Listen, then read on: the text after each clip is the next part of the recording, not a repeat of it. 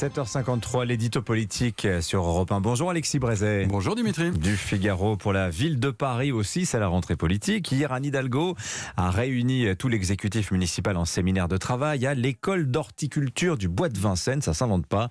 Bon, ce qui retient l'intention, c'est ce qu'on a appris ce week-end, Alexis, dans les colonnes du Parisien. Anne Hidalgo, élue maire de Paris en 2014, réélue en 2020, n'a pas l'intention de se représenter en 2026. Mais pourquoi est-ce qu'elle dit ça maintenant ? D'abord, prudence. Je vous rappelle qu'Anne Hidalgo avait juré la main sur le cœur que jamais, au grand jamais, elle ne serait candidate à la présidentielle. Qu'elle était beaucoup trop attachée aux Parisiens, aux Parisiennes et aux Parisiens, pour les lâcher en race campagne. Et d'ailleurs, on connaît la suite, et vu son résultat, vous me direz qu'elle aurait mieux fait de respecter sa promesse. Donc, prudence. Alors pourquoi ? Pourquoi dire maintenant ce qu'elle ne se représentera pas ? Peut-être, et après tout est possible. Qu'Anne Hidalgo imagine déclencher une immense vague d'émotions, un grand cortège inclusif et solidaire sous les fenêtres de l'hôtel de ville. Anne, ne nous quitte pas. Je sais pas pourquoi Dimitri, mais j'ai l'impression que vous n'avez pas l'air très convaincu. Non, je vous trouve un peu moqueur, non, pas vraiment convaincu, effectivement. Vous n'avez sans doute pas tort. Alors reste l'autre solution. C'est parce qu'elle est en situation très difficile, parce qu'elle espère désarmer l'hostilité politique venue de tous les horizons, qu'Anne Hidalgo se résout à annoncer qu'elle est prête à se ranger des voitures. Des voitures électriques, ça va de soi. Vous dites situation très difficile. Qu'est-ce qui vous fait dire ça ? Regardez les finances de la ville de Paris. Oui. Après 20 ans de gestion de la nouvelle Hidalgo, elles sont exsangues. 6 milliards d'euros de dette à la veille de la pandémie et sans doute plus près de 9 ou 10 milliards aujourd'hui. Au point que l'an dernier, il avait tout de même été question, sérieusement, envisager que la ville soit placée sous la tutelle de l'État.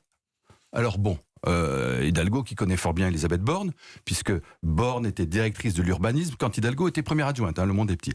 Donc Hidalgo est allé hier crier famine à Matignon. Mais il est douteux que cela suffise à boucler son prochain budget. Quant à l'invention d'une nouvelle taxe, et allez donc, il en manquait une, qui va frapper le stationnement des scooters et des motos, ça suffira pas non plus. Et encore, c'est pas fini, parce qu'on est à 2 ans des Jeux Olympiques, et on se demande comment on va financer tous ces grands travaux. Effectivement, alors les finances, le budget, il n'y a pas que l'argent dans la vie, Alexis. Oui, vous avez raison, il y a la politique. Et de ce point de vue, du point de vue politique, la situation d'Hidalgo est pas tellement meilleure. Depuis sa réélection, elle est l'otage des écolos, qui en vérité la surveillent plus qu'ils ne la soutiennent. Et chaque jour qui passe, d'ailleurs, renforce leur emprise. Vous savez, ils sont désormais 28 au Conseil de Paris, grâce au récent renfort des troupes de Benoît Hamon. Par ailleurs, avec les macronistes, les relations des hidalguistes sont toujours aussi exécrables. Quant à la droite, emmenée par Rachida Dati, certes, elle est affaiblie par les législatives, mais enfin, elle est remontée comme jamais. Donc voilà, pour la politique, c'est pas brillant.